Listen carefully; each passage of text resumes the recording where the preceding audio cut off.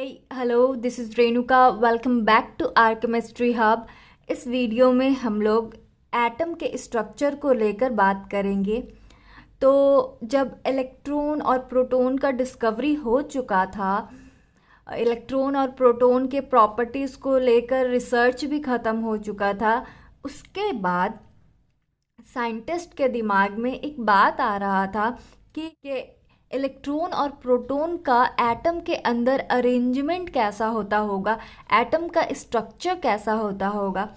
तो तब एटम के स्ट्रक्चर को लेकर बहुत सारा मॉडल बनाया गया, अलग अलग साइंटिस्ट का अलग अलग मॉडल। और उन सारे मॉडल में जो सबसे पहला मॉडल था वो जे थॉमसन का मॉडल था, जिसको हम लोग J Thomson model of atom भी कहते हैं। तो जे थॉमसन का कहना था एटम स्फेरिकल शेप का होता है और एटम के अंदर इलेक्ट्रॉन और प्रोटॉन ठीक उसी तरह से अरेंज होता है जैसे वाटरमेलन को जब हम बीच से काटते हैं ना, तो वाटरमेलन में जो पल्प होता है रेड कलर का और सीड जिस तरीके से होता है, सेम उसी तरीके से एटम के अंदर इलेक्ट्रॉन और प्रोटॉन भी अरेंज्ड होता है।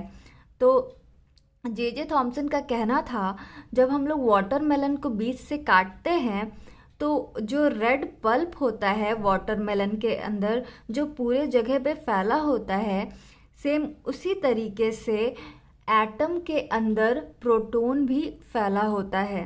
सपोज कि ये हमारे पास कोई एटम है, ठीक है, और इस एटम में ये प्रोटॉन रेड कलर से प्रोटॉन है और इस एटम में प्रोटॉन पूरे जगह पे फैला होता है इस तरीके से।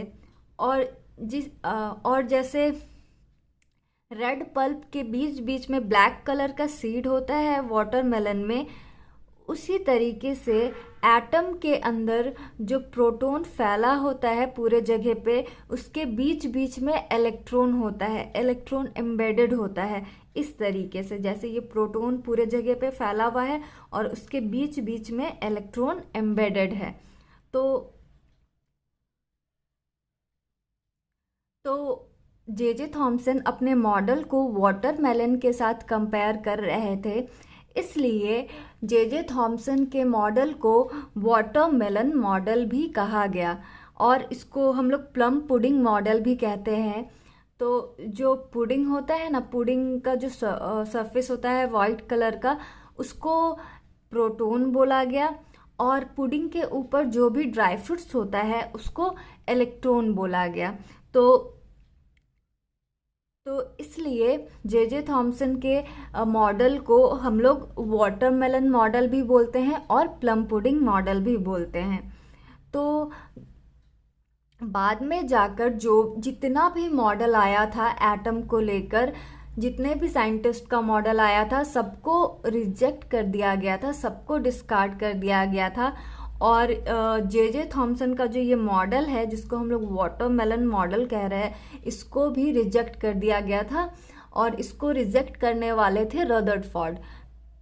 जे थॉमसन के मॉडल को पूरे तरीके से डिस्कार्ड कर दिया गया था रदरफोर्ड के द्वारा। और रदरफोर्ड का कहना था कि अगर एटम में प्रोटॉन और इलेक्ट्रॉन इस तरीके से अरेंज्ड होता होगा, पूरे जगह पे अगर प्रोटॉन फैला होता होगा और बीच बीच में इलेक्ट्रॉन उसमें एम्बेडेड होगा, तो दोनों एक दूसरे के चार्ज को कैंसिल करेगा और तब एटम रहेगा ही नहीं। तो एटम का स्ट्रक्चर इस तरीके का हो ही नहीं सकता है। तो फिर रदरफोर्ड अपने बात को प्रूव भी करते हैं एक्सपेरिमेंट के थ्रू, जिसको हम लोग कहते हैं रदरफोर्ड स्कैटरिंग एक्सपेरिमेंट।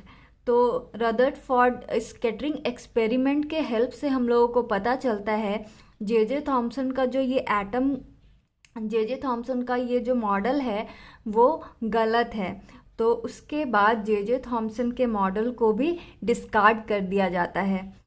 तो रदरफोर्ड स्कैटरिंग एक्सपेरिमेंट को हम लोग नेक्स्ट वीडियो में पढ़ेंगे। इस वीडियो में बस इतना ही। Thank you for watching this video.